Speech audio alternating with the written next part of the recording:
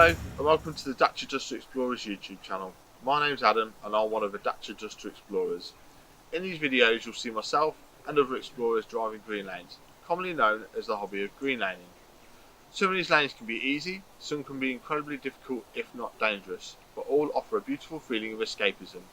If you have any doubt about the green lane you're driving, get out and walk the lane first, making a mental note of places to turn around if needed and thinking about strategies to overcome difficult sections, because reversing after a failed attempt to get along the lane can be incredibly difficult and very risky.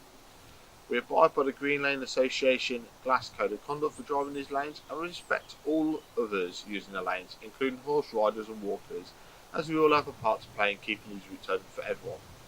If you're thinking of green laning yourself, please consider joining the Green Lane Association to help fight to keep these lanes open and to help you understand more about this hobby. They also have a Trailwise 2 website which will significantly aid in your planning. Please don't forget to like and subscribe to the YouTube channel to get updates on new videos and check out our previous massive video collection. For more information head to the website www.daciadusterexplorers.co.uk, and finally, thanks for watching, stay safe and enjoy your trips.